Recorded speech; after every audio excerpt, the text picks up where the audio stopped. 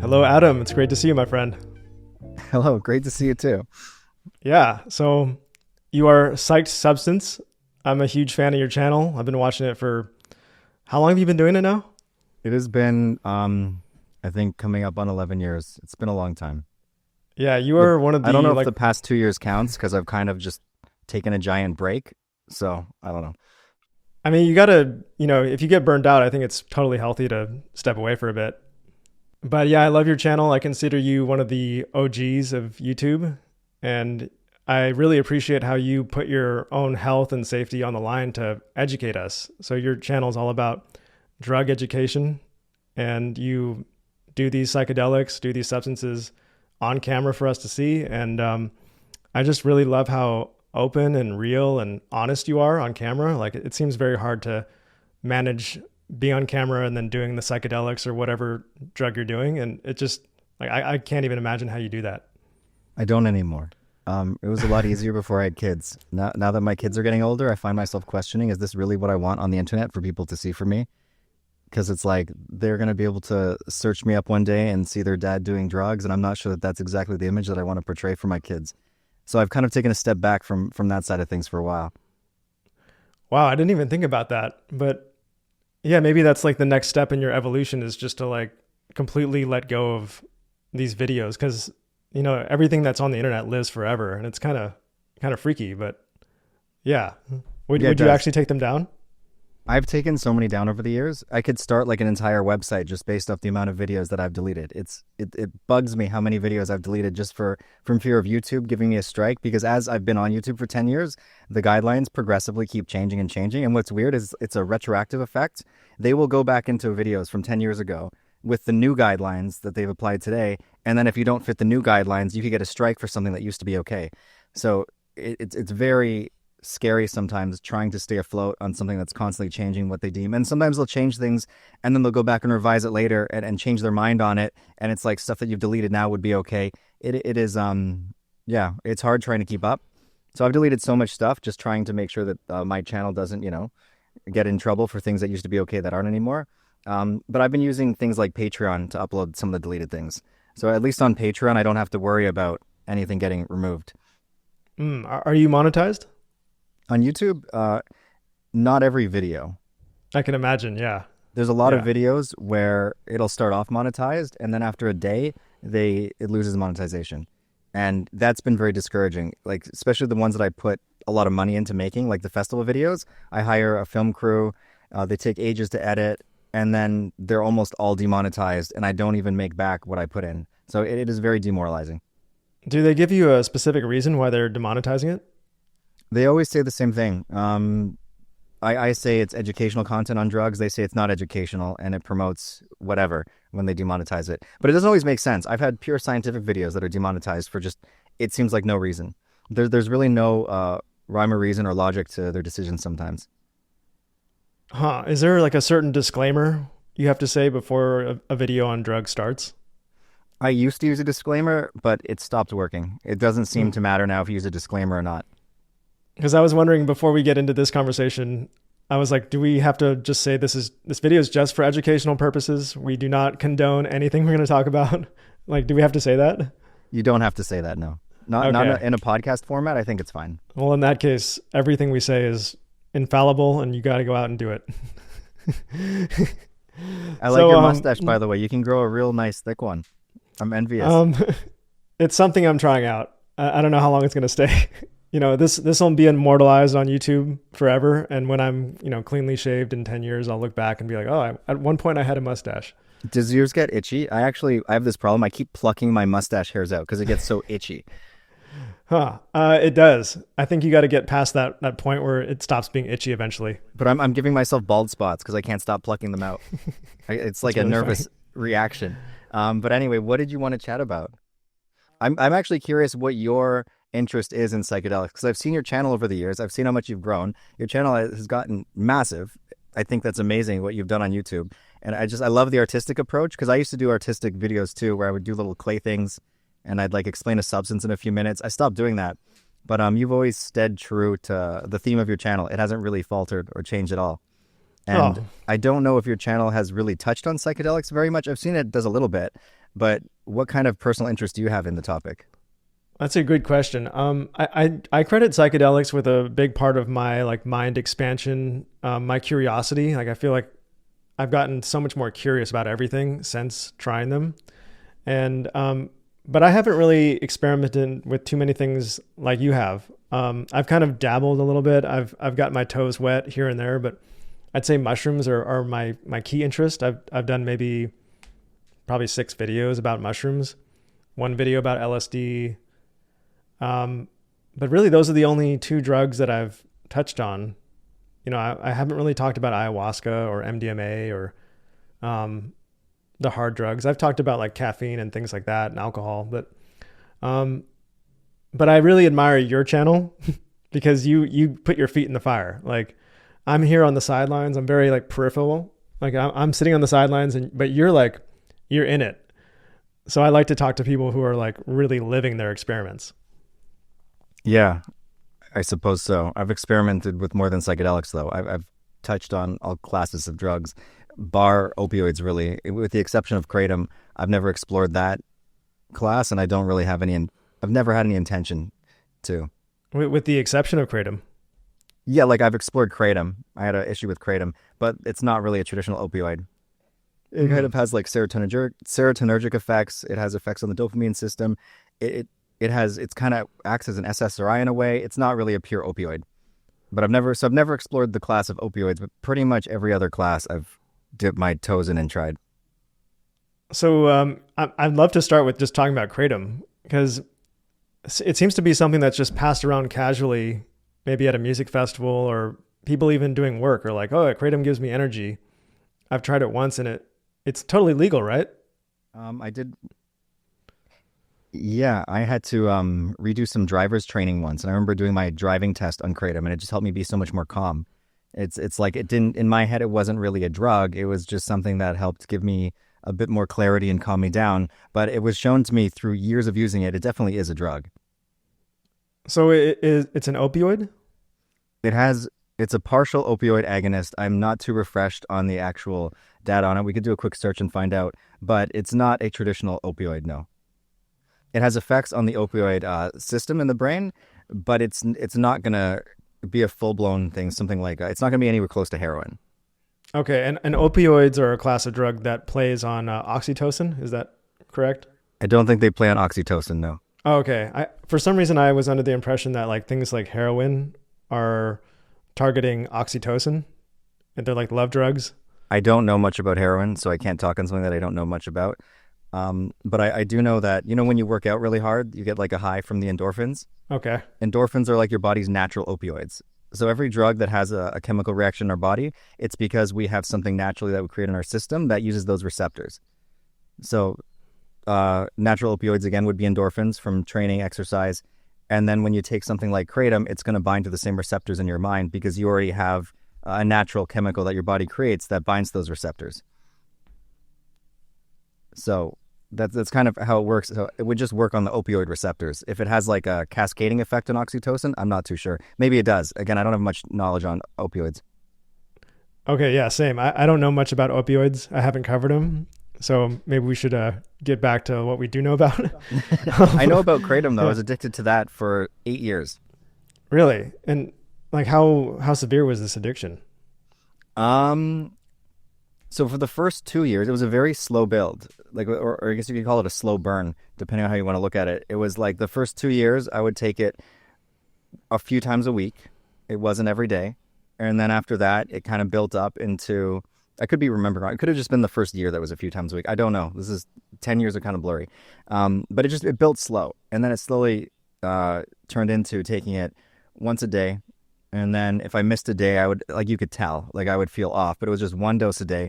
And I was very steadfast to never increase it more than twice a day. Because I knew, like, once you get past twice a day, like, you're in serious trouble in terms of having to face withdrawals. And you're not going to be able to function without it, basically.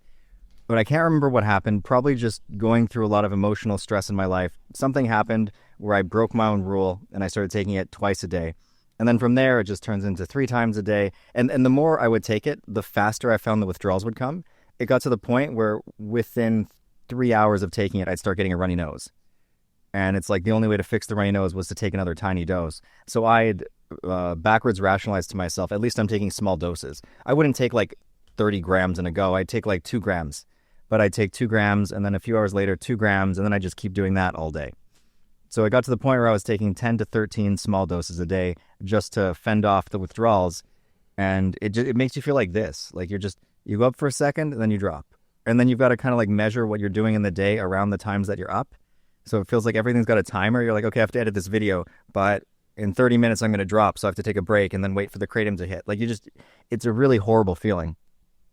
Wow, that's insane. So it got to a certain point where you were like, I need to stop cold turkey, or how did you eventually stop? I quit 8 times over those times. I would go on for like 6 months or 6 to 8 months. And then I would quit for 4. And then I'd be like, now I can control it. And I'd start taking it once a day again. And then twice a day again. And then the same pattern would keep repeating for 8 years. And then like I could never make it past 4 months clean. I'm now past a year. I haven't touched it in a year. And I'm at the point now where I would never touch it again. I have like zero. I'm smart enough now to realize that if I take it once, I'm going to end up back taking it 10 times a day again. Wow. Well, I think that's why there's such a great value in what you're doing and sharing your stuff on the internet, because it's like a very clear cautionary tale. Not that everybody's going to get addicted like you did. But I think you're very clear on your channel when you say like, this is my personal experience. I've always heard you say that. Yeah, no, and it's true. But here's the thing. I was fine just doing it once a day, never broke my rules for so many years. But everyone has a breaking point. Like it took something really traumatic in my life to push me to the point where I broke my rule. And then it was like, once I just ran over that really hard rule that I had for myself, it's like the floodgates open and everything was okay. So I feel like most people do have a breaking point. I'm not saying everyone's going to reach it, but depending on what's going on in people's lives, a lot of us do have this point where we'll reach where it's like just all bets are off and we just kind of go crazy. And I don't know, I think drugs like Kratom are dangerous because you depend on it. Like when you're that addicted, you're depending on it for just feeling normal. Once it gets to the point where like homeostasis is only reached when you're on the drug, I think that's just dangerous, just even for your emotional, even if it's not physically dangerous, for your emotional well-being, it is dangerous on that level. So what's the final withdrawal like, getting off it?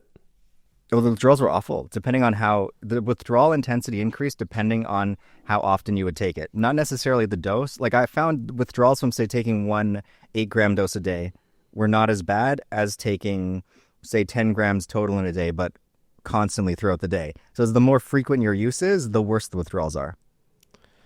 Did you stop cold turkey? Yeah. Yeah, I couldn't do the taper thing. I would start tapering and then something would happen in the day and I'd find I'd just be taking more. But yeah, I stopped. The withdrawals were a lot of restless leg, which doesn't sound that bad, but like my legs would just be flipping and kicking all night. And like you're like smacking your legs trying to like stop kicking, and nothing you do will stop your legs from kicking. So you don't sleep and you are you're mentally exhausted, but you feel like you have so much energy physically. So like you want nothing more than to sleep, but your body won't let you sleep. I was taking like 1 full Xanax a night to try to sleep during the initial withdrawals, I was just desperate and it wasn't working. Like the withdrawals were stronger than a Xanax bar, which was crazy to me. Wow. I think with drugs or substances or food or anything that you get a lot of pleasure from, and there's a part of your brain that's like, whoa, you're enjoying this a lot. You need to kind of step away from this. I find that rituals are extremely important, to have like very strict rituals around the thing. Like, okay, I'm only going to do it at night with friends after I finish my work, and if you break those rituals, you got to hold yourself very accountable, and it's good to have a healthy amount of shame around that. And it sounds like, one of your rituals was once a day. And then once you broke that and went to twice a day, it was kind of like the floodgates just broke open. Yeah. It was as soon as I broke that very strict rule I had. And I also had a rule with, say, things like MDMA, not more than once every 2 months, like at the absolute minimum. And then I had issues with MDMA when I broke that rule. So I don't know. I've always kind of like teetered between being really good and really disciplined. And then I'm on the flip side of that. I'm like very black and white. Either I'm totally disciplined or I'm just this lunatic drug addict. And there's no middle ground. It's just one or the other. Yeah. Do you have any kind of like general advice for people who are dealing with an addiction? Are there any tips that you'd give to get off, that like general advice? I am absolutely no expert on this. For me, all that it, what it, sorry, not all that it took. What it took was just reaching a point where I was just so miserable, needing to say drink this green sludge every day, that like it just became more uncomfortable staying in the same, than changing. I feel like people have to reach that point. But as long as like you're still comfortable with what you're doing, it's really hard to push yourself to make a change. So it's kind of good when like your life falls apart and you kind of hit like, a new bottom, because then you're just so uncomfortable with how shitty life is, you want to change. But I wouldn't know what to say to someone who's not at that point yet. It's almost like you have to get to that point to then finally face like these really painful withdrawals, or to finally like look at what you're doing. Yeah, I guess people don't really change until not changing is the more uncomfortable option. Or It's like they don't change until they're forced to. right. Yeah, I had a friend who struggled a lot with sugar addiction, which is like very serious. And he knew about how bad this addiction was. So his plan was to just gorge himself with so much sugar to get very physically sick that he would never want it again. And it was like, he was like, I need you to help me do this. And it was really gross. Like the amount that he ate in one day, and he was getting like really sick, and it was really disturbing. And ultimately that did not work, because like 2 days later he was looking at a donut and he was like, I need that. I was like, wait, remember how bad you felt? He's like, no, I need that. That reminds me of kids with smoking. The technique of you catch your kids smoking back in the day was force them to smoke a whole pack of cigarettes so they get so sick they never touch it again. I don't think any of that shit works. I don't think that works.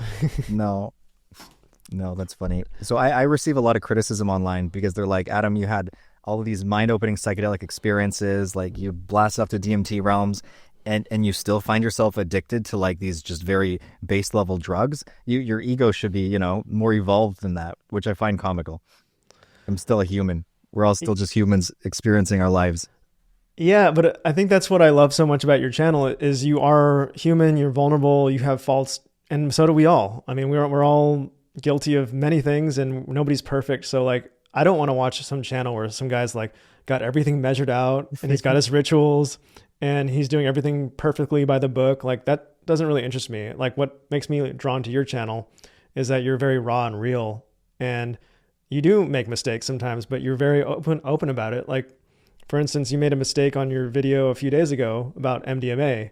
Right. And you totally called yourself out on it the next day. And I was like, that shows a lot of integrity. Like, I don't know if many creators would do that. No, I think you're right. I think you're right. A lot of people are too scared to say when they make a mistake. I guess that's a personality trait that I've always had. I don't like, whatever, I made a mistake. Cool. Like, how are you supposed to learn from it if you don't admit it and move on? Yeah, you're kind of like the friend that we all wish we could trip with. you know. I've heard I'm horrible to trip with. So what? Be careful what you wish for. Oh, okay. Yeah. It depends. It depends on the person I've been with. Honestly, if you don't vibe with somebody, then you just don't vibe with somebody, and it's not going to work. Right. Yes. Setting and place and the people around you are very key for any trip. Yeah. So today I thought we could cover very open-ended questions like the best drugs in your view, the worst drugs, maybe potency, possibility for addiction. So maybe we could start with like, what do you think are the worst drugs out there?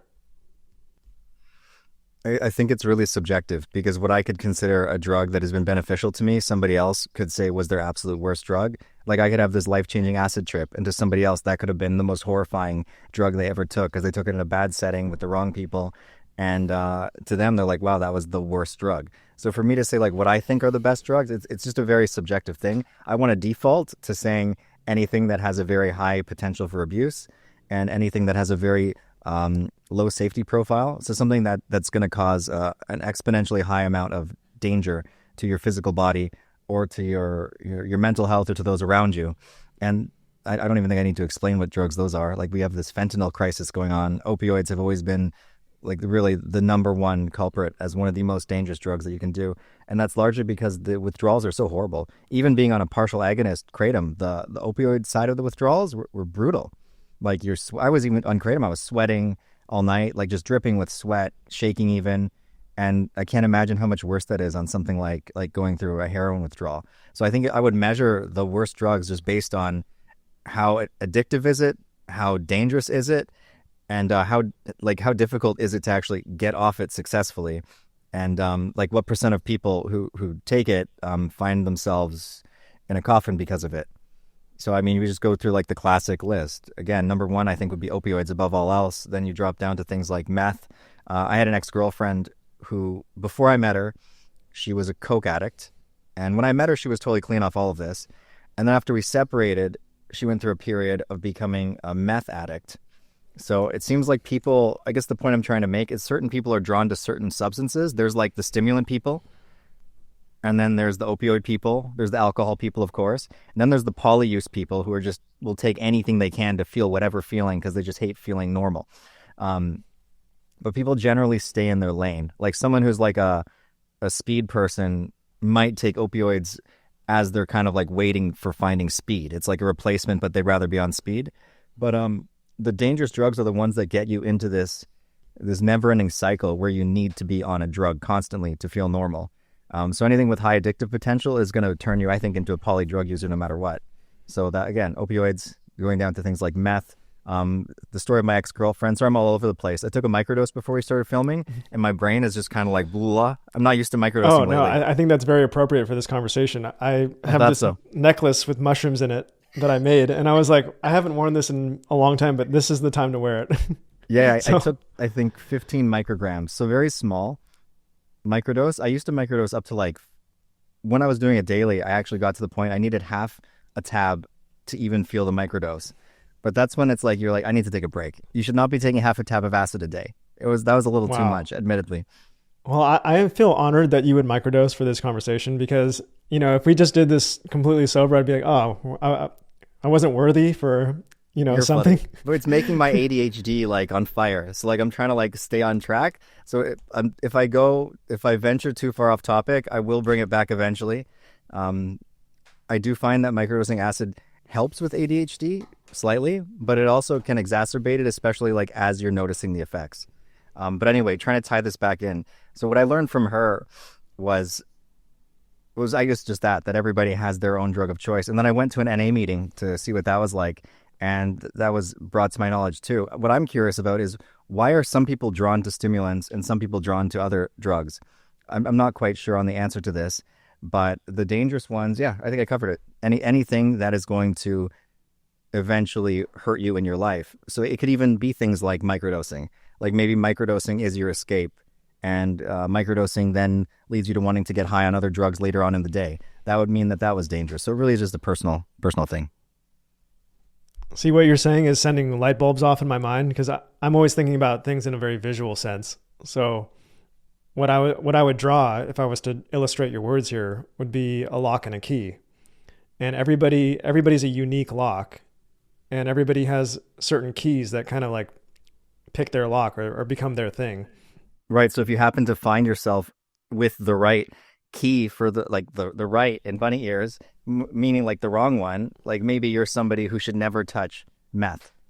As soon as you touch it, it's like you just feel like, wow, this is what life should be like.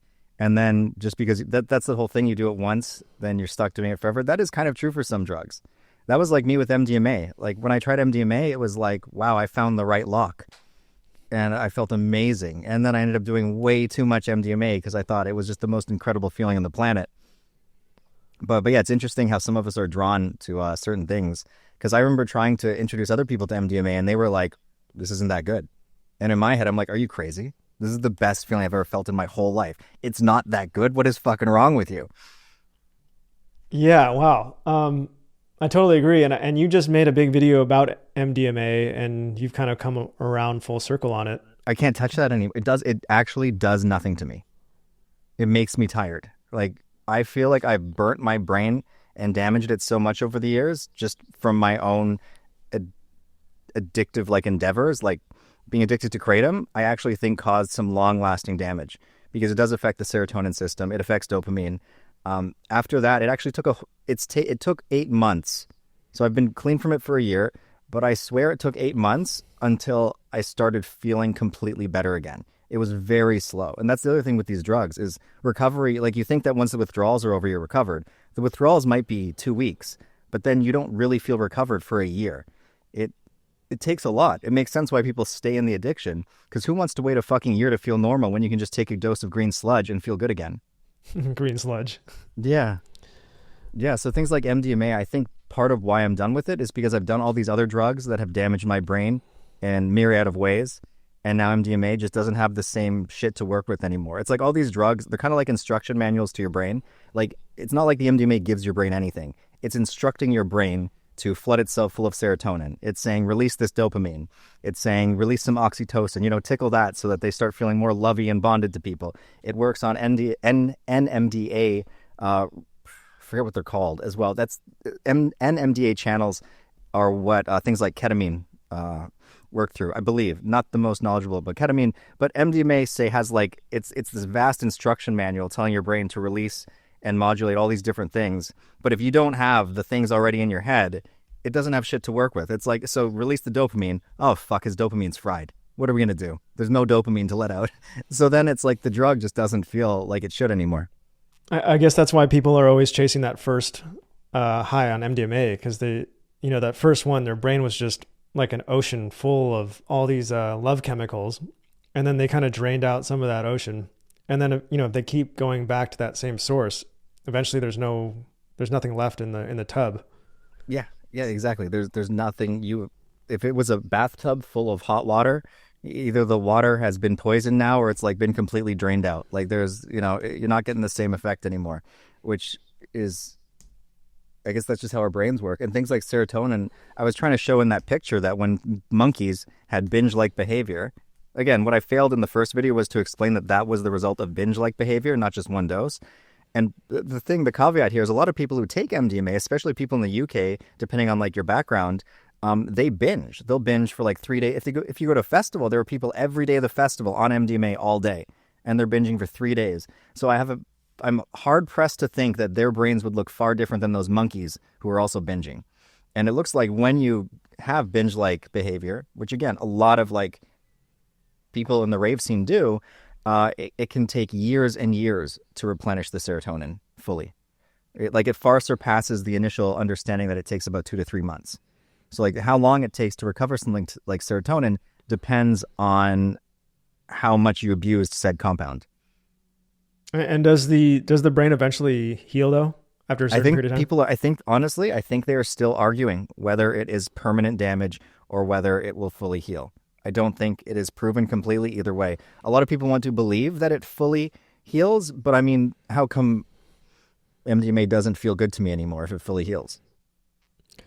Yeah, I kind of look at drugs and substances as kind of like there's the really natural ones that don't require any chemistry or any synthesization to create them. You can just go pick up a mushroom off the ground, and then all the way up to things that were created in a lab with chemicals that you'd find under your kitchen sink. And there's the in-between, right? Like you could pick Amanita muscaria mushrooms, and then when you boil it, it converts the ibotenic acid to muscimol. So there's a slight, chemical process. You just gotta boil it. So, you know what I mean? Like there's some that you can just pick. There's some where you gotta do a few little things like boil them or dry them out. And then there's all the way to the ones where you have to be a full-blown chemist to make. Yeah, and those full-blown chemist ones, I wonder if, you gotta really err on the side of caution, because that's the farther away from like what we would naturally consume, thousands of years ago or whatever, the farther away you get from that, the more you're kind of messing with your natural biology, I would say. I think it depends, because then there's things like acid. And one of the biggest arguments that I hear from people who I say, like, what camp are you in? Are you in the mushroom camp, the acid camp? It's one of my questions I ask at the festivals. And a lot of the people who are just in the mushroom camp, it's because they're misguided. They say, oh, I don't want to take something that's made in a lab. But like if you look at how LSD is synthesized, it's called a semi-synthetic, because they basically have this huge molecule that they extract from ergot fungus, and then they just kind of slice off this one big chunk. I mean, that's oversimplifying it, but basically they're just slicing off part of this molecule that already exists in nature, and then they're isolating this other part, and then the part that they're isolating is the LSD. So it is created in nature. There's a little bit of human interference in order to make it digestible. Because if you ate, say, just ergot on its own, before it's isolated and made into LSD, people have in the past, it was called ergot poisoning, and they would have hypervasoconstriction to the point where they'd have to have full limbs amputated. They'd be hallucinating like crazy up until their death. So So it basically eliminated that intense vasoconstriction part of it. So I don't think things like that are bad. I think those are. I think acid is safe as long as it's taken in moderation. Yeah, it's funny that you mentioned ergot poisoning. I just had a psychedelic historian on my channel, and we talked a lot about the Salem witch trials, because there's like a rumor, or there's a theory that these women would go out into the fields, and it was a particularly hot summer, and there was ergot on the wheat, and then they got this ergot contamination, and that's what drove them to act like witches and dance around and chant and scream and convulse involuntarily.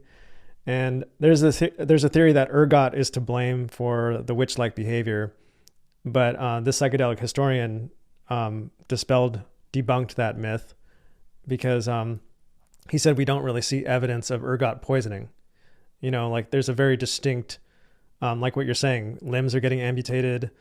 I can't remember what the other symptoms are, but he said we didn't see that in the Salem witch trials. We saw, something else happening.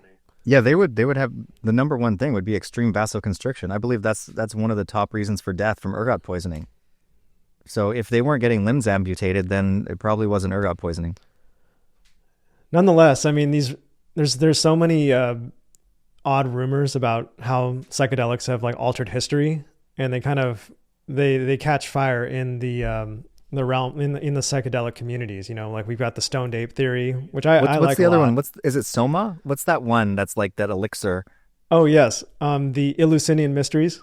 I can't remember. I haven't researched this in so long. I just sound dumb if I tried. So that's one I have gone pretty deep down. I've done videos with Brian Marescu, who wrote the book Immortality Key. Okay. And so it's all about what were they drinking at Eleusis, which was this like secret ceremony where people like Plato, Socrates, Aristotle, these super brilliant Greek philosophers would go there. It was all secret. They would drink this drink called koukion, and then they'd have this like huge mind-altering epiphany, and they would die before they die and then be reborn again. And so there's a lot of speculation about what was in that drink. It's probably a psychedelic thing. And so maybe it wasn't. Don't some people say it was just ephedrine? You're right. Maybe it wasn't, because they haven't found like a smoking gun. They've done all this like archaeochemistry and looked for traces of ergot, and they haven't found it at Eleusis yet. I don't think they've checked, but they've found it all over the Mediterranean at these like other ritual sites that showed that they were making this beer. Okay. And like it grows on the wheat. So normally when you're making beer, you're trying to get rid of the ergot so you don't have the ergot in there. But what if you wanted the opposite? What if you really wanted that ergot in your beer? You could make a very psychedelic brew. I'm confused though, but then wouldn't you have all the other side effects of ergot poisoning? I don't know. I'm not sure. I think you would. It would still have that negative safety profile. Yeah, I'm not sure. I mean, it's very, very speculative. There's right, nothing. But there's so many confirmed. compounds that you could use, right? I don't know about what's native to that area, but then there's LSA that I'm sure you've heard of, that grows in the Morning Glory seeds and Hawaiian Baby Wood Rose seeds. You get. I haven't heard of it. No, so it's like LSA. It's also would be in the what are they called? Lysergamide family. So lysergamides would be LSD, LSH, LSA, and then there's so many like alternatives. I mean, you get all these new ones today, like what's it called? My brain is broken right now. But there's so many different LSD analogs. 1P-LSD is an analog, and then they have 1CP-LSD, and then 1B-LSD, 1A-LSD. There's just any number you can imagine, -LSD would also be lysergamide substances, and a lot of them just convert directly into LSD that they found. For example, 1CP, 1P, apparently they're just prodrugs, so they just convert into their main compound in the body. But these other lysergamides, like LSA, actually can be found in nature. And to consume something like Hawaiian Baby Wood Rose seeds, all you really have to do is eat the seed. So I would wager that in some of these brews, they weren't drinking ergot. That's way too dangerous. They could just be drinking like some other psychedelic that is easy to digest. Yeah, I mean, this was over 2,000 years ago, 3,000 years ago. So the evidence is very the best evidence we have is things that are like on cracked vases or, old art. I see. I'm surprised you never heard of LSA. That should be your next experiment. It's scary. I Really? had one intense Hawaiian baby wood rose seed trip, and I never touched it again after that because it causes bronchial constriction. So it kind of felt like like your airways tighten. So it was pretty fucking scary. Wow. I've never heard of this. No? Okay. Okay. So the average dose is about 5 to 9 seeds.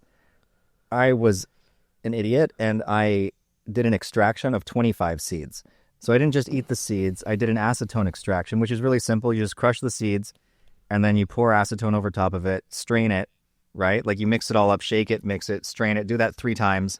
And the acetone is supposed to extract all of the active chemicals. And in theory, it was supposed to leave behind all the nauseating parts of the seeds, which now I know is BS. I don't think you can have the experience without the nausea. The nausea is a core component of the experience. So you find all these extractions online. They're like, do it this way to get rid of the nausea. I swear it made it more nauseating. And to make up for potential losses, I was like, well, if a high dose is 9, let's try 25. Maybe in the extraction, I'm going to lose some. I was just trying to be erring on the side of caution for having a really intense fucking trip. But I think I got the full-blown effect of 25 seeds worth. And it was a very strange psychedelic. If you compared it to acid, it almost felt like you were in 2 totally separate camps. It was it was heavy in the realms of trails. Like, when you wave your hand and you can see where it used to be, I would do this and it's like I could turn my head and watch all of my hands slowly fold. Wow. Everything was in slow motion. And it had this pulsating glowing effect where it's like someone's just turning up the brightness on your skin and then dimming it down and then turning it up and dimming it down. Everything was breathing light. It was a really cool effect, but there was no patterns. When you take mushrooms, you can sometimes see these ancient hieroglyphics showing up on surfaces and kind of moving, or you're scrolling through them. Nothing like that. It was just a lot of trails and this glowing auras on everything. And then visual fireworks, which was the other strange thing. As if I was actually looking in the sky and I would see these little balls of white light just exploding in a firework eruption. It was a very strange psychedelic. I could not compare it to anything else. For example, mescaline feels kind of like nature's acid. Very similar, albeit much prettier in the visual department. But this felt like nothing else. Very strange psychedelic. Wow. So this is just a Hawaiian seed. You can buy these online. I bought them on eBay at the time. And is it legal? It used to be. It probably still is. You can buy. I had a whole bag of hundreds of seeds. It was so cheap too. You could have limitless trips for a cheap price. Not saying you should do it because I thought I was dying. As it was coming on, it felt like someone was sitting on my chest and I couldn't breathe. And I kind of just surrendered to it. I was just like, all right, I give up. I'm dead. I fucking killed myself. And I remember when I did that, I missed the early stages of the trip. I have a whole video on this. It's been so long since I've recounted it. I felt what I can only describe as a soul lifting out of my body. And then it kind of just shot straight up into space. And I remember thinking, I don't have a body. How am I perceiving anything at this point without a body? And then whatever this soul thing was just exploded into a million pieces. And I felt myself erupt. And at this point, I was just this floating consciousness thinking, how on earth are all the pieces of me going to come back together? But sure enough, like a magnet was suctioning them back together. Everything just flew back, realigned, and I had a soul again. And then after that whole like floating through space, flying through the cosmos experiences, that's when I lowered back in my body. And I realized, shit, I'm still dying. This is scary. God, that reminds me of like the Egyptian origin myth of Osiris, when Osiris has this like one unified consciousness and then he's betrayed and cut up into like 14 pieces and his pieces are spread all over the place. And that's supposed to represent the state of consciousness we're in now, where we're very separate. And then through like sexual magic, his wife Isis and puts him back together, and he's like reborn again. I don't know. It was almost like a reincarnation experience you had. It does. It does. It was a really cool experience, and I'm very grateful that I had. But I would never repeat, because there's something to be said for just being so scared for your life because you can't breathe. No one wants to feel like that. Was that the scariest trip you've ever had? No. My trips get way darker than that. That was a walk in the park compared to the scariest trip I ever had. Do we want to go there? Do we want to Maybe we can save that for later. Okay, let's do it later. Yeah, I mean, I don't know if we want to, yeah, go down that road quite yet, because But you would ask, you would argue, you would say to someone like me, why did you keep tripping when you've had such horrific experiences? And my answer was, I just had this feeling to get back on the horse. I wasn't going to let that scare me. I might have taken a year between some trips because it was just so scary and so horrific. And I was still trying to piece together what the fuck it meant in any kind of tangible way. But eventually I always found that I wanted to face that fear. And I guess that's just a personality trait of mine. When I'm really scared of something, I want to figure out why it's scary and then face it. well, moving in a much lighter direction, I think we just covered the worst of it a bit, but I'd love to know like what your thoughts are on like what are the best drugs, substances, experiences. Anything that is not going to take over your entire life, or anything that you can actually do sparingly, something that has a very high safety profile. I used to have this rule. This was an old rule that I broke ages and ages ago, where I told myself I will only do compounds that have no risk of dying, no risk of physical death. So something with an absolute safety profile. Mushrooms, no one's ever died. I mean like death due to overdose. You could convince yourself to, off yourself on it. But I wanted to take things where there was no potential for an overdose experience. So again, mushrooms, no one's ever died from too many mushrooms. Acid, nobody's overdosed from acid. Bar taking it with lithium. Apparently, if you're on lithium for depression and you mix it with acid, that's the only combination that can cause an overdose, which is very strange. Don't know how that works. So anyone on lithium, don't take acid, you could die. And yeah, those are the safest drugs. No risk for overdose, so very high safety profile, and something that you can control and take safely. So for example, for me, the safest drugs are things like mushrooms or acid, because I have no urge to take mushrooms more than once every few years. And when it comes to acid, I might have gone on binges where we're safe for 2 months. I was having a trip once every 2 weeks, but then I'll go off it for a year or 8 months, and I have no urge to continue doing that. In fact, it leaves my mind completely. I don't even think about it. Versus drugs that are dangerous are ones where after I take it, I can't wait to get high again. Because then it destroys your life. It takes over everything. Yeah, mushrooms really are kind of like a wonder thing, because like you said, I've never heard of anybody having like a physical harm from it, like a long lasting. You can have bad trip, or you can, there are cases where people hurt themselves on it, but you're never gonna. No, there's no ODs. There's really no a chance of addiction. But there's the danger for psychological damage. Okay, what's that? Which can't be glossed over. I think people who might have an underlying mental condition, commonly talked about as schizophrenia, but I would even go as far as people that might have borderline personality disorder, which apparently encapsulates something like 10 to 15% of the population has borderline personality disorder, which is a huge range of people. If you have some kind of underlying personality issue, it can really exacerbate that, and it can be much more difficult for people like that to compartmentalize aspects of the trip and be like, this was just my mind playing tricks on me. This wasn't real. These thoughts, these crazy thoughts that I had about reality, maybe we're just going to put that to the side for now, and we'll explore that another time. They can just obsess over some aspects of the trip and start believing some very crazy things which can derail their lives. So there is some danger to them in the mental department. Yeah, I totally agree.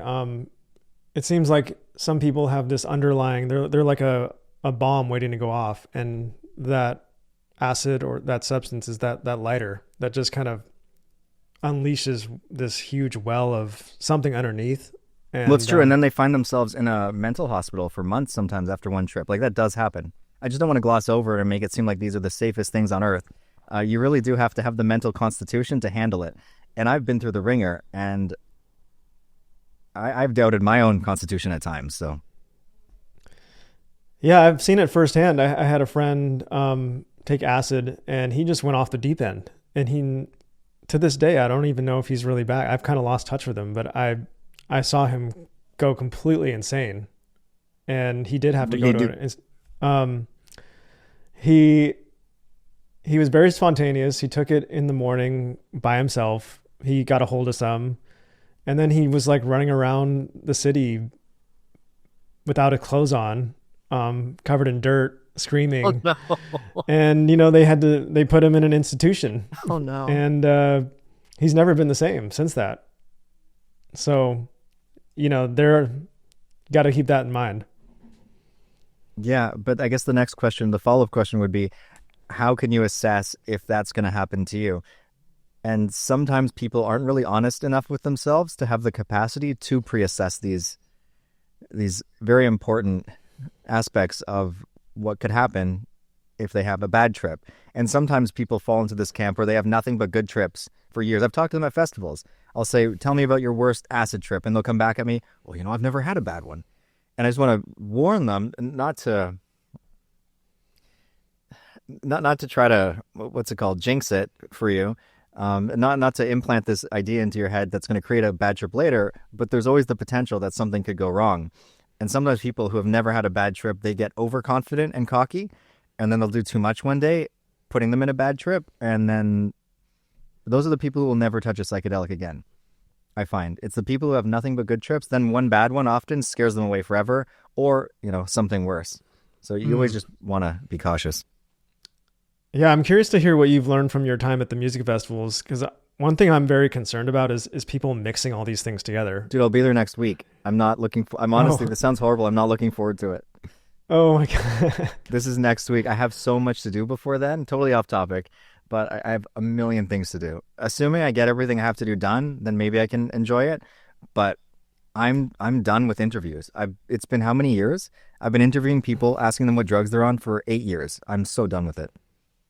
So for anybody that doesn't know, one of your hallmark things on your channel, one of the things that people tune into the most is you go to this music festival. It's Shambhala, right? And you interview people who are high as balls, and or planning to get high. And it makes for very entertaining interviews, and you educate them, and it's very productive conversations. Surprisingly, I thought it was just going to be people melting their face off, but there's a lot of education in those videos. Yeah. Right. Thank you. I try to mix it in. But yeah, I think I just hit my point where it's just, I need a break. Going every year and doing the same thing. This year, I think what I'll do is more of I want to do a festival guide. I want to vlog the experience, which I think would be cool. I've never seen that done before. Show what goes into having a good festival experience, kind of take people along like more of a personal journey of me at the festival versus me, pulling or showcasing other people at the festival. I think it would be cool to showcase what it's like for me at a festival. So I need to do something a little different. Well, I think your festival experience is probably very unique because so many people know who you are. I'll put a mask on. How about that? No one will know me. Because pretty much everybody at Shambhala is going to know who you are now, right? It's the one place in the world that I'm a celebrity is when I go to this festival. The one place? It is, because people, they watch the videos before going to the festivals to get an idea of what it's like. And then they see me and they're like, oh, it's the festival guy. Well, you've become a celebrity in a completely different domain, the gym, a little bit, right?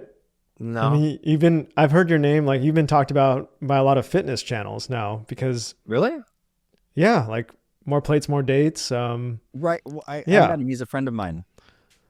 Yeah. So I guess what I'm getting at is that, you have this domain that you're in where it's very psychedelic festivals, but then you also have this other track you're in, which you're like this gym fitness, you're in that world. It's funny you bring that up because I'm doing a collaboration with them right now. That's the other podcast I did. With his hormone plates? team. We did a full blood work review to see how fucking unhealthy I am. And yeah, Really? I have not been healthy lately. Yeah, it was really impressive. The amount of depth they went into with their team for reviewing my blood work versus what I was used to with the doctor I was seeing, it's like night and day. They went really deep. So it was cool to see all of my markers. And the guy that reviewed my blood was insanely knowledgeable. He sounded like a straight up doctor. I was surprised he wasn't a doctor. He knew everything. It was really cool to actually get some more insight into what I'm doing wrong in my lifestyle. And it was interesting to see just the impact of my lack of sleep. Recently, I've been sleeping really bad. And it had a cascading effect onto my thyroid. My thyroid is totally off the wall. And all of that is sleep related. So it really does mess with so many different markers, even blood markers like hemocystine. I don't remember. I'm not a blood guy. But all of this shit is being really negatively impacted by my lack of sleep. So the big thing people focus on is testosterone. And I would love to get your journey, like what compelled you to start looking into testosterone and these other PED, performance Kratom. enhancing drug. Kratom is what launched you into that. Yeah, so I was taking Kratom for so long. There's some debate online. So it's a known point that opioids lower testosterone. It is just universally known. Like if you look up heroin testosterone levels, people who are opioid addicts are almost universally hypogonadal, meaning their balls don't produce enough testosterone anymore. So there's a lot of debate whether Kratom has that same effect because it's not a traditional opioid. And I think that it does because I always, at least I can only talk from how I felt. I never got it tested, but I always felt like I had high testosterone. When I was younger, I was really into fitness, really worked out a lot. I was very muscular. I remember I had a friend who was admittedly on steroids, and I was stronger than him in a lot of lifts, and I was natural. So how did I always have low testosterone if I was stronger than someone on steroids as a teenager? So I think what happened was I took Kratom for so many years, I think it lowered my testosterone because I went and got my blood work checked, and sure enough, my testosterone was in the garbage. So what led me to taking TRT is twofold. Number one, I'm not an idiot. I knew that if I stayed off Kratom for a while, my testosterone would heal. But at the time, I was struggling to quit. And I didn't know if I was going to be able to quit Kratom. So I was thinking, like, in my head, the Kratom was lowering. Again, this is all anecdotal. This could be totally false. This is what I believed at the time. I thought the Kratom was lowering my testosterone, and I was afraid that if I didn't quit, I would never be able to recuperate the lost testosterone. So I thought if I go on TRT, then at least it gives me some more time to quit Kratom, and then maybe I can go off both of them and recover my testosterone naturally. Really stupid way to think. It was probably also elucidated by this other notion that I had, or this other very real reason for going on it. Admittedly, I wanted to see how much muscle I could build. So everything was kind of convincing me, yeah, let's try it. Let's try it. I was convincing myself to try it for those two reasons, because I saw the negative effect of having low testosterone. I wanted to remedy this, and I was curious if I could build more muscle, or just, I knew I could build more. I wanted to see how much muscle you could build on TRT, which is a video I'm going to be doing soon. I'm going to compare. I jotted everything down in a logbook. I'm very methodical. I write down like what the day is. I did this weight, this many sets times whatever. So I'm going to do a comparison of just how much strength I did build on and off TRT, which I think is interesting. But spoiler alert, you do get quite strong when you take testosterone. Yeah, I when you came out and started talking about your testosterone journey on your channel, I was like, whoa, this guy's really, he's like trying everything. And I respect that, because like I've been very curious about taking testosterone, but I kind of figured in my mind, like it was something I would do much later in life when my testosterone was way lower. I see these old guys in my gym that are just like jacked, and they're doing like 20 pull-ups at age 60. And I'm like, what are you guys on? And, you know, they're clearly on a lot of sauce. And I figure, you know, while I'm young, I'm going to stay away from that. But it seems like the ultimate, like, it's like a parachute or something. Like when it's time. There are side effects, though. It's not, the other thing is a lot of people are just, they claim TRT, but they're actually blasting gear. It's just, you know, it's the new thing to say, oh, guys, I'm just on TRT. Meanwhile, they're straight up taking 300 plus milligrams a week of testosterone and you know, a laundry list of other compounds on top of it. So what is gear? Gear is a steroid use. And steroids are testosterone? Testosterone is a steroid. The difference is TRT, testosterone replacement, also known as HRT, hormone replacement therapy, is you're just taking enough to balance out your hormones to what would be in the natural range. So natural range it varies depending on country, but for the States, it's something like 300 nanograms per deciliter up to 1,100 nanograms per deciliter. At least those are the markers via Derek's health clinic that I'm the most familiar with, because we just went over them a couple days ago. So if you fell beneath 300 nanograms per deciliter, you would be potentially hypogonadal, meaning your testicles aren't producing enough testosterone, which is starts in the pituitary gland. I'm not going to get all into how it works. It has to do with LSH, signals how much should be released. So what happens when you go on something like TRT is, since you're injecting it straight, it's usually intravenous, or sorry, not intravenous, it's intramuscular injections. Since you're doing that, it interrupts that signal. So you're going to find different pituitary functions are going to almost completely shut off, because if your blood already has enough testosterone, there's no need to signal your testicles to release more. And you would say, well, who cares? The downside of that is you're going to have, it's going to lower your sperm count. And you're also going to have just unusually shaped sperm. I actually did a fertility test because I was curious what, am I on natural birth control? Or they say TRT is men's birth control. I'm like, let's see, is this actually real? And I have 3 kids. So I knew that I was fertile prior to this. And then after going on it, it really did affect my fertility. Not only were in the microscope, the sperms were like this moving. Like, you see the pictures, like, they're all like this. Mine were like this. The ones that were actually moving were just going in circles, or they had 2 heads. So oh my there God, was 2 heads. bad morphology. Yeah, I've got double-headed sperm. Like, those assholes, unless they're going to hitch a ride on the back of another cell that's going to launch them towards the cervix, they're not getting anywhere. Well, I mean, at a certain point, if you already have all the kids you want, maybe, I mean, there are other dangers too. One of the big ones is danger to your prostate gland, prostate enlargement, which can cause cancer. But this is why blood work is important. According to my blood work, not to give a spoiler, all of those markers on me are fine. It has done nothing negative to my prostate, no cancer risk, but everyone is different. In terms of TRT, my body actually responded really favorably to it. But I'm also have this problem where I need so much more than the average person. I was doing 160 milligrams a week, and that was only giving me 450 nanograms per deciliter, which, according to that chart, is near the bottom end. So it's like, Wow. Why are you on TRT if it's not giving you much? Some people there's a gene that they have. Can't remember what it's called right now, but it means that you need more. So in order to get me up to 1,000 nanograms per deciliter, I would need to take what some people would even consider a blast dose. To get that high, I need to take 250. Well, it's a light blast. It's not a real. A blast is going on cycle. On cycle is like an 8 to 12 week cycle where you take, a huge dose of a steroid. So mini cycles would be a dose around, say, 300 milligrams per week. But for me, if I want to get to 1,000 in my blood level for testosterone, I basically have to take 250 to 300 milligrams, which for other people, we're also different. For somebody else, that amount of testosterone would put them up to, like, say, 2,500 nanograms per deciliter. So almost double what it does to me. So it really is all individual. So it's tough talking about this online, because if I'm like, hey guys, I decided to up my dose, so I was above 450, now I'm at 1,000, but I'm taking, say, 250 per week, people will judge me for that and be like, dude, you're just using this as an excuse to blast, and they'll totally gloss over the actual blood work, which is what is important to look at. Well, from what I understand, there's a balance between estrogen and testosterone, right? And when you inject the testosterone, that kind of tells your pituitary gland to produce more estrogen to balance it out. Not always. Not always. I've tried really high doses of TRT, and my estrogen was still near the bottom.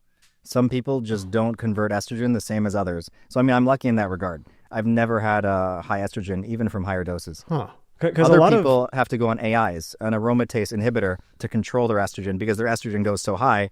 But I don't know. Honestly, for me, it's done nothing to the estrogen. In fact, if anything, my estrogen is low. Wow. Because from my understanding, a lot of professional athletes, when they get caught for using PEDs, it's the estrogen blockers are what triggers the test. Well, I guess some people are just lucky. I got lucky in one area in life. I don't have a lot of estrogen.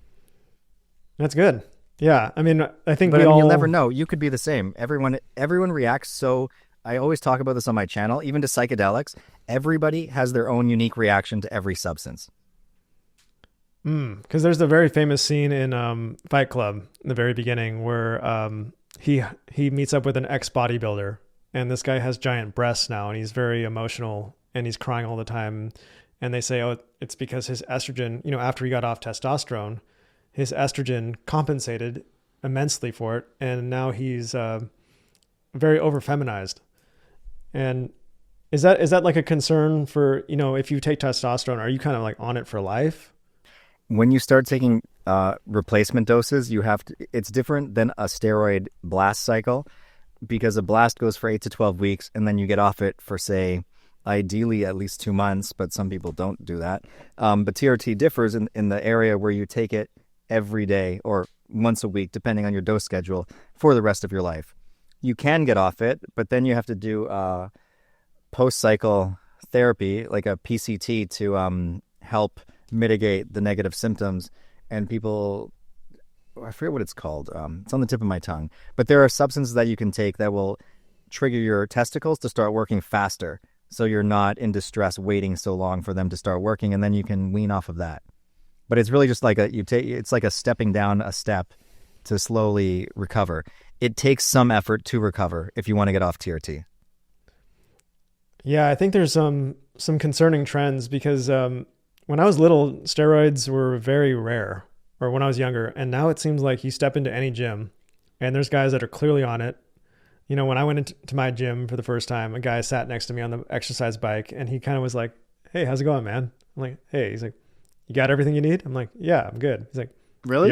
If you ever need anything, let me know." And I'm like, "Huh." And then I see this guy going around to like everybody in the gym and high-fiving them. And I'm like, "Oh, that is the guy."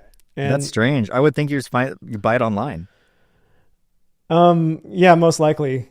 But you know, I just did a video on steroids and testosterone, and the most concerning thing is that teenagers are doing it now. So many. Because of social media. Concerning. They're not even, their brain's not even fully developed. Like their bodies aren't fully developed. That is crazy to me. But I mean, if you look historically at even OG bodybuilders, I'm pretty sure Arnold was taking it when he was in his late teens. Yeah, because it's really wild how it'll just completely derail you. It seems like the younger you do it, the more you're affecting the trajectory of your life. You know, it really plays on your reproductive system. Yeah, but some of them still are able to have kids. I don't fully understand it enough to judge it. I mean, obviously, I would say if you're a kid, don't take anything. Wait until either you're older or you've abused drugs so much that your balls stop working properly, and then consider going on it. But I mean, with the way society is these days, it doesn't surprise me that more and more teenagers are doing it. They're going to get more views online. Well, yeah, this is kind of a side note, but I think it's because people are now prioritizing the digital world over the real world. So they're seeing these kind of absurd versions of these caricatures online of people who are like hyper jacked with Photoshop, with filters, and they're on steroids, and they think that's like a realistic body image. So they're like, okay, how do I get on that level? And it's just completely, you see it with women too. I mean, it's the amount of plastic surgery and fillers and all these things has gotten to the point where in real life, it's like, it looks horrifying, but it's kind of so done ugly. more. Like, have you seen the pillow face? When you know, they've now proved that the filler doesn't stay in place. It slowly just starts moving back and it expands. And now you have these real life pillow faces that look like that. The parody from that Weekend music video. People look like that in real life. You know what I'm talking about? There's a Weekend music video where he did the pillow face effect, and it's real. That's got to be probably one of the scariest things to see when you're on psychedelics is somebody with the pillow face. Dude, even on a microdose, those people freak me out. And it's just so common. I mean, it's kind of sad now. Like natural beauty is becoming quite rare. Fake boobs. Dude, fake boobs are so ugly. Please don't tell me you're attracted to fake breasts. I'm not. Okay. All right. Well, we covered testosterone. I'm glad we covered that because I really was curious about hearing your story there. Did we really cover it? I feel like I didn't really build a conclusion on it. In conclusion, it's been an interesting experience. All right. Now we covered it. One thing that's related to this and the culture is I'm really concerned about like the potency of drugs. It seems like every single thing is getting more extreme in the power and the potency. Like, except acid. Oh, really? I don't know. My experience, acid has never been weaker. Huh. I wouldn't know.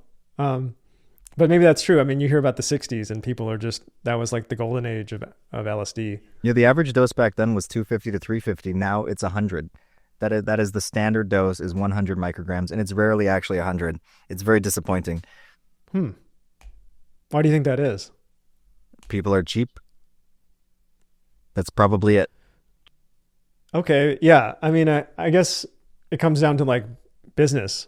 And these people making the drugs are kind of competing with one another. Like there's the psilocybin cup, and like the winner of the cup is the one that makes the most like insanely potent mushroom, right? I've never heard of this. Wasn't there some wild mushroom you ate that looked like a brain that won the cup? It won the cup. You The mean the enigma mushroom? Yes, it won.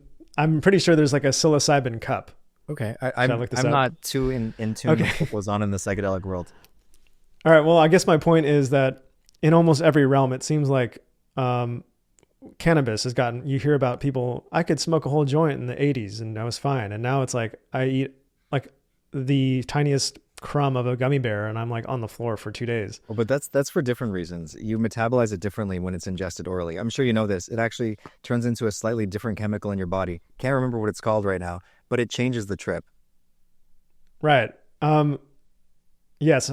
I'm just trying to give you examples of like, you have things like fentanyl where one crumb can kill you. I mean, it just seems like the potency of all these substances. Are you not seeing that? Is that not a No, I fair agree. assessment? Especially with cannabis, 100%. Totally agree. Cannabis is crazy. And now people's tolerances are massive compared to what they ever could be. I agree. And I guess it is concerning. I mean, the fentanyl thing is super concerning, but I'm not sure if it's true all across the board. I guess it is true. There are very, very strong MDMA pills that get passed around now in the realm of like 250 to 300 milligrams per pill. I would really hope not to ever see anything stronger than that. I don't think there is because people have died from half a gram in one go. So if there ever was a pill going around that was half a gram in one pill, that would be scary. But I think just for the business aspect of it, that's not going to happen. But yeah, I agree that is something to be concerned about. This is why safe use is very important. For example, never buying a pressed pill of MDMA. Always buy a powder. And then at least if you don't take it to a mass spectrometry machine, like not everyone has access to what they have at the Shambhala festivals. Not everyone has access to mass spectrometers, which can actually tell you how pure and potent what your drug is. You can just buy Marquis reagent online, Mandolin, Simons. There's a whole slew of reagents you can test it with that will just give you a color change and show you the potency of it. So as long as you take certain steps, then what you're saying doesn't really apply to you, unless you're in the weed world where it's kind of impossible to get weak cannabis anymore. Yeah, I think testing is so important, and nobody. I mean, it seems like it's very rare that people are actually testing what they're doing. Do you think so? I feel like it's common, but I think that's just because it's common for me. I wouldn't Okay. test something without testing it. I've been out of the game for quite some time, so I don't. But testing seemed to be a very rare thing. No, you're right. You're right. Yeah. Especially in younger drug circles, nobody's pulling out the reagent test. I mean, I would. When I was younger, I would pull out the fucking reagent test. But I was the one guy who was like introducing everybody to drug testing. But yeah, it definitely needs to be made more common. That was one of the aspects of a lot of my videos where I would try a substance that I miss, where before trying the substance, I would always take the viewer through like, let's test it with all these reagents so I could show people how to properly test. Maybe if I do videos on substances like that again, I'll just show the testing aspect and then maybe tell a story of the trip because I wouldn't want to take the drug anymore. But yeah, I think what circumvents a lot of the dangers of doses getting really big is just having a broader understanding of drug safety, which would be don't ever take pills. You don't know what's in the pill. You could try testing the pill due to like the filler in the pill. It just might give you a delayed reaction. But if you test a drug, also another important thing that most people don't talk about is say you're testing for MDMA in a pill and then it gives you like this weird color change or there's different specks of some other color in there. If you see anything weird, don't take the pill. Throw it out. People see weird results and they're like, fuck it, I paid for it anyway, I'm just going to take it. And then it's like, what was the point of testing it to begin with? Yeah, that's very good advice. Are there certain things that absolutely do not mix? Like, would you caution people do not mix these two things? Yeah. A lot of things don't mix, yeah. Like what? I mean, alcohol doesn't mix with so many things, but people commonly mix alcohol with everything. That's the number one thing that comes to mind. And then as soon as you mix alcohol with something, you're more likely to then take more drugs and mix more drugs. And it just anything that lowers your inhibitions when you're on a drug is not a good idea to do because it's going to push you in the realm of taking monster doses that you might regret. You don't know how many acid trips I had that were sparked from having alcohol first. Yeah, from what I understand, I mean, the alcohol doesn't really work very well when you're on LSD. So like you can drink a ton, can't you? No, It's it very dangerous. works. I mean, in Oh, it my works. experience, it works. It kind of just cancels out some of the effects of the acid. So I get what you're saying, but once the alcohol wears off, and it will wear off faster than the acid, then you're kind of just like hit full force with the acid trip. So it's kind of a really bad mix. But there are other things that are just dangerous. Period to mix. Like a lot of people mix stimulants together. Like say they'll be on in the psychedelic world. I guess MDMA is considered psychedelic. They'll be on MDMA, and then very commonly they do lines of coke with it. And I've heard people even tell me, "Oh yeah, it's safe to mix coke with MDMA." It's not. Any two stimulants together can increase your risk of cardiovascular damage or heart attack, stroke. Even mixing coffee with MDMA is not ideal. You don't want to mix caffeine with it. You don't want to mix caffeine with coke. Or Adderall, or Right. All of these things are dangerous to mix together. because it's very common at music festivals where people are drinking tons of energy drinks, Yeah. and yeah, and then they're on tons of Molly. So Yeah. I think that's the number one danger when it comes to psychedelics, is just don't mix two stimulants together. Um, in that regard, it can also cause what's it called? Serotonin syndrome in extreme cases, like with very high doses of two stimulants together. And that can be fatal sometimes. Or especially don't mix things like MDMA with cathinones, which is why it's really important to test everything. Cathinones would be things like 3-MMC, 4-MMC, methylone. What are they called? What's some of the other ones? It's eluding my mind right now. But there's a whole slew of cathinones that when you mix it with MDMA will most likely result in serotonin syndrome. So that's again why it's really important to test things, because some people do sell cathinones and they claim it's MDMA. Or they'll just say it's Molly. They won't say it's MDMA. They'll be like, oh, this is Molly. And Molly could encapsulate so many different drugs in that realm. Or they'll say it's ecstasy. And that could be dangerous. Um, there aren't many other huge dangers I see in the psychedelic world, bar just people mixing ketamine with everything. I don't understand this. I personally don't like ketamine. Have you tried it? I've tried it once. Yeah, I didn't like it. Yeah, yeah, I felt like I was like on ice skates or something. Yeah, I was very disoriented. I felt like the world was kind of like the earth was slanted a bit, and I was like kind of stumbling to get my balance. that makes sense. Yeah, it wasn't that fun. No, I've tried it like 50 times and never did I think this is great. I want to do it again. I might have had maybe one or two goes where I was like, yeah, I can kind of see why people like this. But those were the more psychedelic style experiences, which were kind of interesting. But yeah, people mix ketamine with everything, which I just don't think is ideal. I don't think there's much physical harm necessarily. I could be wrong on this. I'm a little rusty on my drug mixing knowledge. I haven't really talked about this in particular for a while. So from your the time you began, exploring this world of substances, how has this community, if you will, changed? Like, how have you noticed that people are doing and consuming these things differently over your time? I've really been out of it for the past few years.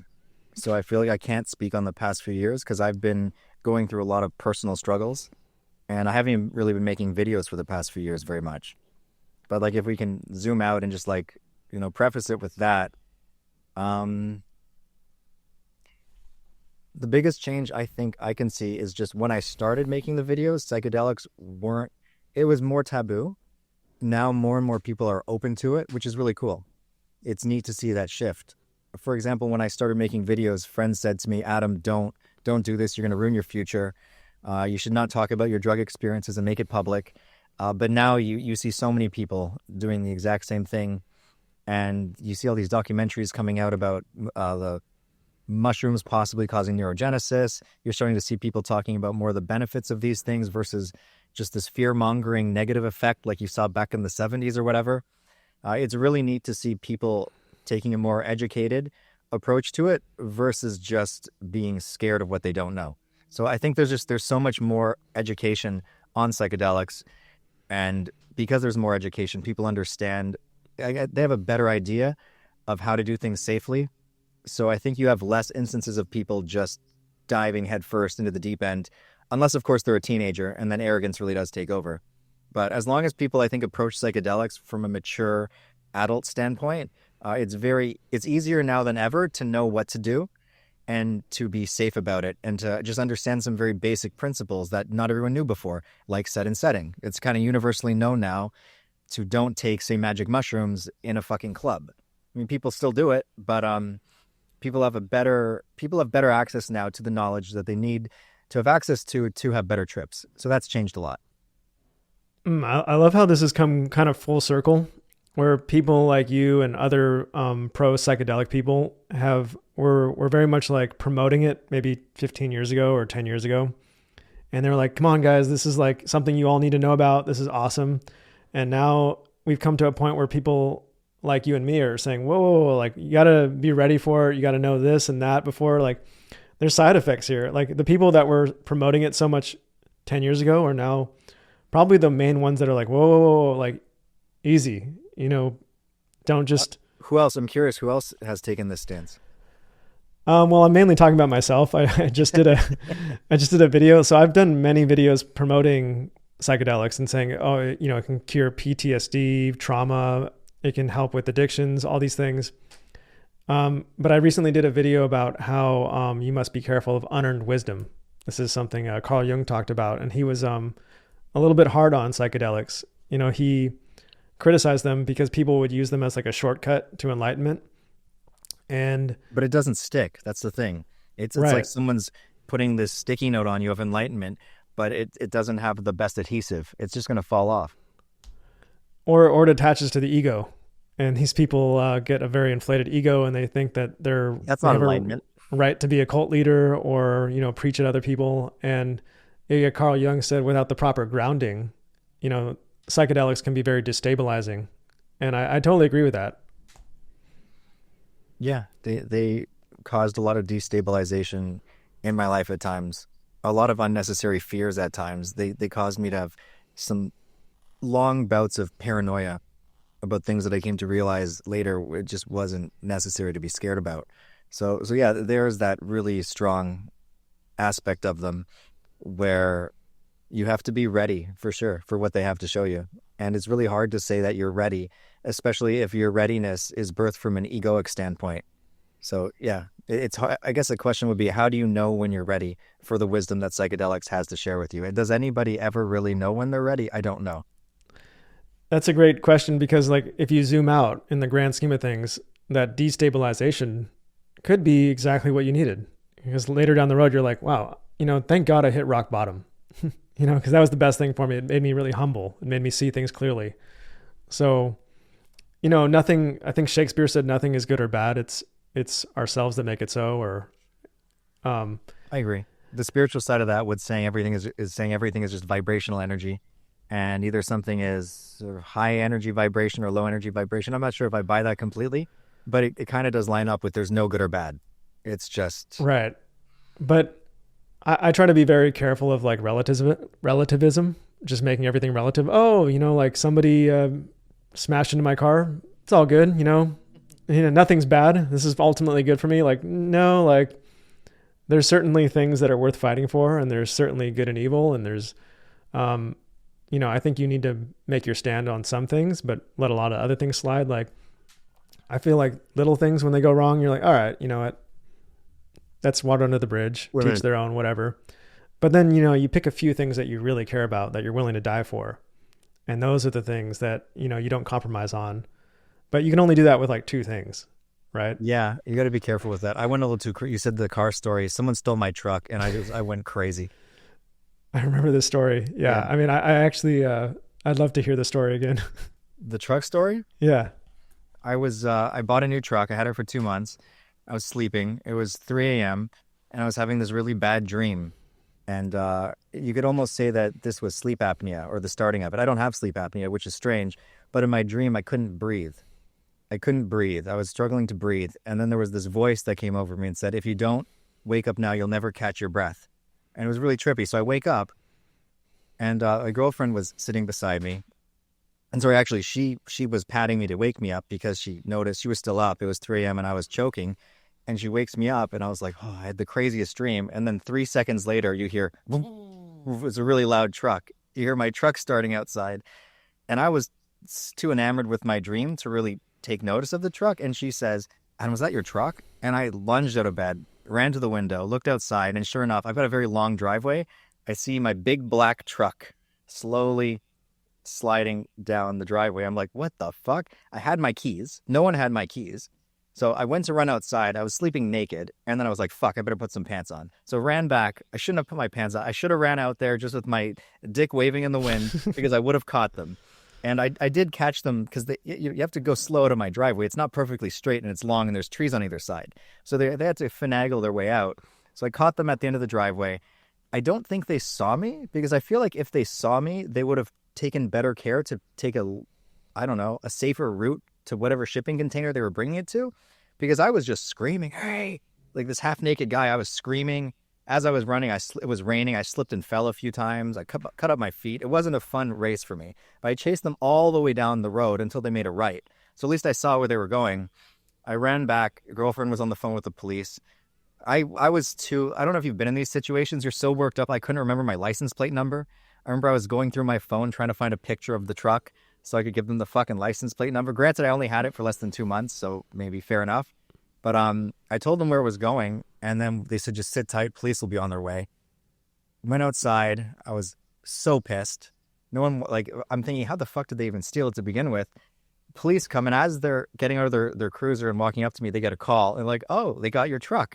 It's like, great. So apparently they had to throw down spike strips on the highway, and they blew all its tires to stop this kid. He was just a kid, less than 18, from stealing my truck. And I learned after what happened was I have cameras outside. They did it right in front of the cameras. 2 guys, like the 2 actual carjackers, have this disruptor device that messes with the cameras. So I actually only 1 camera clip slipped through, shockingly. So I was like, this is why I didn't get all the footage. But so they disrupt your cameras. So it disrupts the Bluetooth signal through from the cameras or the Wi-Fi signal. And then they drill a little hole in the window. They put needle nose pliers in, pop up the lock. But before they drill the hole, they actually have pliers they put in the grill, and they know exactly where the horn plug is, which is accessible through the grill, and they pull it out. So now when they pop the lock up, the alarm doesn't go off. But before this, they actually take these blankets and they put it over the headlights, over the mirrors, so that now that the sound doesn't go off, also the lights don't flash, so no one is alerted if they happen to be awake. So they cover all their bases. So you won't see it flashing, you won't hear it.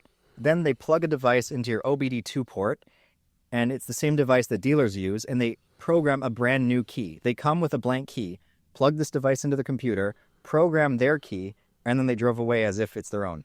So when the cops came, they're like, how did they get your key? I'm like, what? I have my key. No one has my fucking key. So I learned all this after. They were like, you didn't lend your truck to anybody? I was like, no, I was just fucking sleeping, man. And then what they do actually is the 2 guys who actually did all the work leave, have their own vehicle, and they hire a 16-year-old kid to drive it to a drop-off point, and they just give him $100. So if the kid is caught, I can't press charges. Isn't that a fucked thing? Wow. That is so sophisticated that I feel like these people could probably have a very successful business just engineering And I live in a place that has a harbor. So they just bring it to a shipping container and then it's off to China or wherever the fuck. God, I mean, I'm amazed that the cops even did something about it. They only did something because when my girlfriend called, she's like, he's chasing the thieves right now. It was the fact that I was chasing them that made them go, this is like an active. Oh, wow. If I called and said, I just woke up and my truck was gone, nothing would have happened. But the fact, so me waking up from the bad dream and then her being like, was that your truck? That's the trippy part. It was really weird. Why did I wake up at the exact moment to hear the truck go off? Yeah, I mean, I'm in California, and when your car gets stolen, they're kind of like, I mean, you don't even bother calling the cops. You're kind of just like, I mean, they're not going to do anything. I've had my car broken into 6 times. But this is different than if you go outside and you're fighting the thieves. Then they're going to come. Yeah. Yeah. So what did I've told the story and people have said, are you crazy? What if they had a gun? Why did you chase them? Are you serious? I don't know. Maybe that's just me. But if someone's stealing something of my property, I'm going to fucking chase them. It's almost like a visceral reaction. You feel so violated that they're touching your property. I didn't even think about it. Yeah. I would have ripped their heads off. I didn't even think about it. I was going to tear them out of the truck any way I could. Was this when you were on peak TRT? probably. You're just like all vascular coming out. Post this, what I did was I bought I asked the cops, I'm in Canada. I was like, what do I do if this happens again? Can I shoot them? Should I get my gun license? And they're like, if someone breaks into your house, even if they have a gun, the official advice is leave your house and call the police. I'm like, are you fucking serious? So I went through the list. Keep in mind, I'm at the cop station asking this. I was like, what about a knife? Like, no, you can't attack them with a knife. Like, how about a crossbow? And they're like, I mean, if anything, a crossbow is probably the safest thing for you. I was like, great. So I went out and I bought 6 crossbows. And then I set up these alarms that don't use Bluetooth. They use radio waves and they're motion sensors, radio wave motion sensors. There's no way to block them. So if somebody walks by, I got 5 of them circling the truck. This is how crazy I went. So if anybody walks by the truck, and people have accidentally in the middle of the night, I've got a siren outside that goes off. I've got sirens inside. The entire house lights up. And I run outside with my crossbow. I love it. Yeah. I just saw a great video of a guy that booby trapped his jet ski. Okay. He parks his jet ski out in his driveway and he has like a trap door that it was like parked on dirt, and he put like some hay over a hole, and he knew that there's some thieves that were going to come steal his jet ski, and you know, they're trying to unchain it or something, and they step in the hole and they fall in and they break their knee. And it's very satisfying, but it's, you know, then the guy that digs the hole probably went to jail. And that's the sad thing. Probably.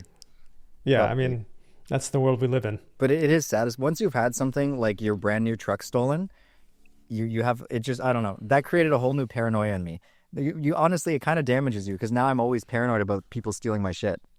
But Adam, you're supposed to be this psychedelic, enlightened individual where, you know, all your possessions are just of the earth and nothing belongs to you. And I must have drifted far away from the old Adam. Yeah, the testosterone has destroyed me. Yeah, the testosterone reversed all the enlightening epiphanies. Or it was all bullshit and I was never enlightened to begin with. And that's the ultimate enlightenment there. Yeah, there you go. Yeah. There you go. It's very satisfying though, knowing that it's booby trapped. It is a satisfying feeling. I obviously don't want to shoot somebody with a fucking crossbow, but when someone is violating you, it feels like a violation. I don't know, I'm filled with so much rage. Well, there's got to be a great product idea we can create where it's just like, maybe it's a shocked handlebar or you know, when somebody tries to open your car door, it just zaps them. You know, it doesn't hurt them, but they can't open your door without getting zapped. I think having a bunch of alarms going off in the middle of the night is scary enough. Yeah, I'm sure that product would sell like crazy though. If it like you try to like break their window and a pepper spray thing shoots them. You know, that would be cool. Doesn't hurt them, but it deters them. That would be very satisfying. That would be. It would be. I mean, I've been violated many times. My car has been robbed so many times that, you know, by the last time I actually caught the guy and I had him right in front of me. I did a citizen's arrest. No way. The cops came and they just let him go. You know, they're like, oh, you know, we'll write his name down and we'll, you know, this is California. And I'm just like, you know, what's the point of even calling the cops at this point? They don't do anything. That's funny. You know, I don't blame them. I mean, because there's far more risk for them to actually get involved in a situation. You know, if they don't do anything, they keep their job. Shocked that the police even went after the guy. Yeah, I mean, coming from California, that is amazing that the police actually did something. So, yeah, I guess you consider yourself lucky. I guess so. Yeah. So I have a couple other questions. Why didn't I just let the truck go? I don't know. Anyway, so that's a great story. I have another question written down right here. Are there any drugs that you think should be legal that are currently illegal? No, I think everything should be legal, and I think there should be education around it. My brain goes back into like the early 1900s or what is it? Sorry, not 1900s, the early 20th century. Even then, you could go to the store and you could buy something called laudanum, which was a full extract from the poppy plant. So it had everything in it. It had morphine, codeine, every extract you can think of from there, and some of the bad ones, some of the ones that cause bad reactions. And they would say, give a spoonful to colicky babies. So a gassy baby, you would give a spoonful of a fucking poppy extract. And people, you know, people weren't rushing to the fucking pharmacies and stocking up and getting high all day long on laudanum. I think that as long as there's proper education around these things, that everything should be made available, and you should get rid of this giant, I'm going to call it a paywall. I don't know what to call it. This blockade, where you need even certain prescriptions to go on certain things. I think there's a better way to do things, and it's just educating people ahead of time versus especially making people go to prison because they altered their own consciousness. That's something I've always been passionately against. Yeah, one of the arguments of people that are pro criminalization of drugs, they're like, oh, but it makes people commit crimes and it makes them harm others. And I'm like, well, those things are illegal. If they do that while they're on those things, if you're on mushrooms and you rob a store, robbing a store is illegal. So like, right. But I mean, the biggest part for legalizing is it would just destroy all the crime around it. Like, think about it. If you could just go to the store and buy cocaine, why do you need all these cartels? Think about all the crime that would just be destroyed overnight if you could go to your Walmart pharmacy and buy a line of cocaine. I don't know. It's a win-win. I agree. I had Carl Hart on the podcast recently. Do you know Carl Hart? Yeah, I've seen his work. He's a very big advocate of legalizing everything, and he's a very smart Ivy League professor, and he himself is a heroin user, and he's trying to dispel a lot of the myths of like, look, these things, it's not. Doesn't he have a bias though? I believe so. He's saying it's not the drug that is harming people, it's people that, one person can take heroin and be fine, and the next person, it ruins their life. Well, also, a lot of it isn't even heroin anymore. It's like these fentanyl concoctions. And again, for the argument of legalizing things, if it was properly dosed and you know exactly what you're getting, if it was sold in a pharmacy and had the same stringent guidelines as, say, when you get your amphetamine prescription for ADHD, if everything was monitored like that, then you would know that you're just buying heroin. Versus another huge danger around it is you buy heroin, but it's actually a fentanyl thing. Like, making it illegal means that there's no giant body of people overseeing its safety profile. It is just, yeah. I don't know how you could argue for making things illegal when you see all the danger that it's causing to society right now, having it illegal. Number one is just gang violence, etc. So is there anything that is currently legal? Any substance that you think should be illegal? No. I don't think anything should be illegal. I think people should be educated and they can make their own choices. I mean, think about it. We can go down the street and pick Datura. We can pick Jimson weed, make a tea out of it, and have delirium for fucking days or create permanent brain damage to ourselves. But I can't go to the store and buy a line of cocaine. It doesn't make sense. Why are these poisonous things easily available? Why don't they go around and destroy every fucking Jimson weed plant? Like, fuck. Doesn't make sense to me. Yeah, because there's a big movement in America right now to ban substances that are in our foods. Because we look at countries like Canada and then all over Europe, there's thousands of chemicals that are banned that are totally legal in America. So like if you look at a cereal in America, it'll have like all these food dyes and weird chemicals. And then if you go to like the Canadian version, it's very different. And so people have made the argument like, whoa, we need to like ban certain chemicals that are in people's food that they don't know is super bad for them. That's different though than making a drug legal. Yeah. How so? I mean, if you make a drug legal, then you know you're going to the store to buy cocaine, just sticking with the cocaine reference, and hopefully there's at least a little fucking pamphlet that tells you about the harms about it, versus you're buying cereal. You can't expect somebody to know all these dangerous chemicals that are in the cereal. That's totally different. One is like, you know what you're getting. The other is you have no idea. Good point.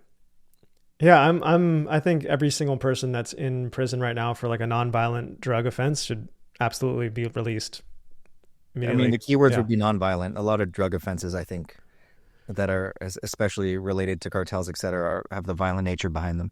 But that's probably because it was illegal in the first place, right? Yeah. Anyways, what is your thoughts? Do you think drugs should be illegal, or should everything just be legally available? I like your stance. I think that education is what, instead of making things illegal, we need education instead. I do look at cities in America where they've made everything illegal, and it seems to have backfired tremendously and caused just insane amounts of chaos and havoc. But I don't know if it's the drugs. I think it's the people that might be drawn to those places. It's, there's a million different factors. It's mental health.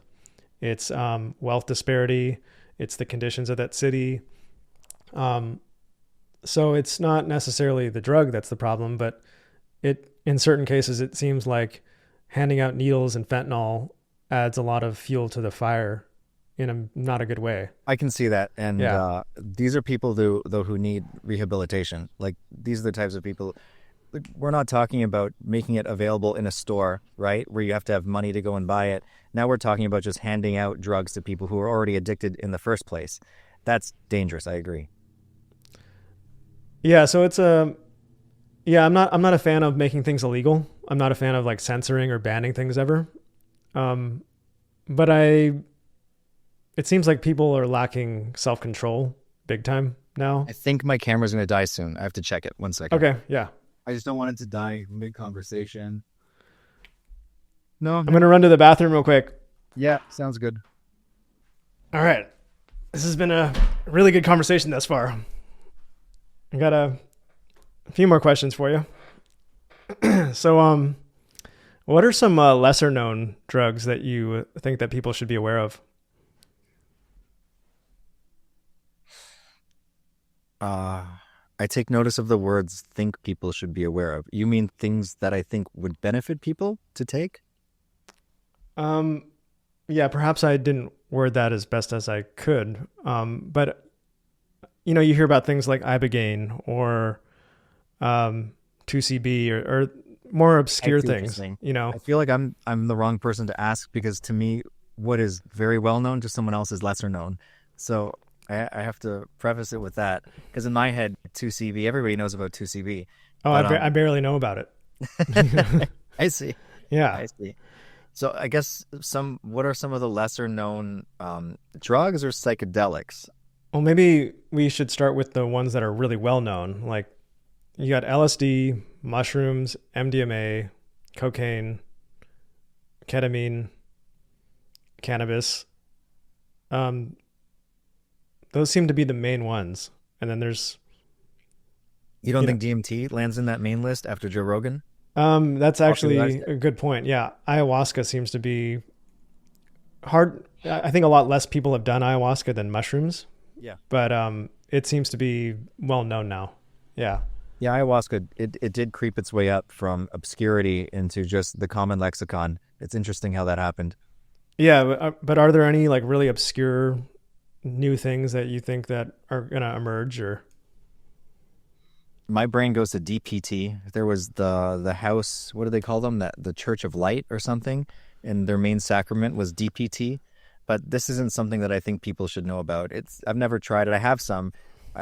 It's added to my collection because it's a gray area legal in Canada. There's a whole bunch of gray area legal drugs that you can get in Canada that as long as it's not sold for consumption, you can legally sell it. So I've got this whole collection of different tryptamines, lysergamides. One of those tryptamines is DPT. But what is DPT? A horrifying... It's orally ingested, but it gives you kind of like a dark DMT trip. It's very intense. Very, like, according to my research, it is DMT level of intensity, and not a lot of people know about this, but on the darker side of things. So, I mean, I'm thinking of some obscure things when you ask that question. There aren't really, in my experience, many that people would have the most benefit from. It really does seem like the classic ones are the best. That's just in my opinion. I've dived a little bit into some of the more obscure ones. When it comes to the mushroom analogs, there are some that have, I don't know, they're worthwhile in the sense of it kind of highlights different aspects of a mushroom trip. So for example, there's the active compound would be called 4-hydroxy DMT. It would be, I believe that's psilocin. Or is it psilocybin? Brain is glitching right now. I think that's psilocin. Yes, is 4-HO-DMT is psilocin. And then on that same regard, you can get 4-acetoxy DMT, which is also known as psilocytin, which is a prodrug of psilocybin. But people claim when they have 4-ACO trips, it's a little different than psilocybin. It's mushroom-like. In some studies, they've replaced psilocybin capsules with 4-ACO DMT because they say it's just a prodrug, so it's the same thing. But it does seem to differ from traditional mushrooms in the sense you could argue that traditional mushrooms have baeocystin and norbaeocystin, as well as perhaps other compounds that aren't very easy to recognize in I guess, a regular lab work with it. And different mushroom strains have more or less baeocystin versus norbaeocystin, which it's arguable whether that has an actual effect on the trip or if it's just BS. Who knows?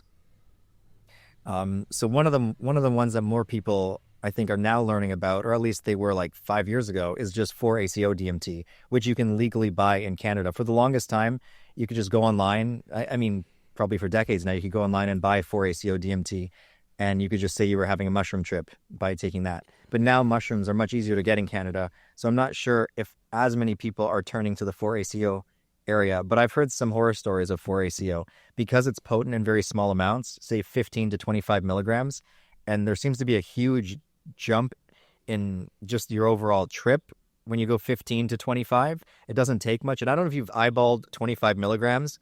It's a very small amount.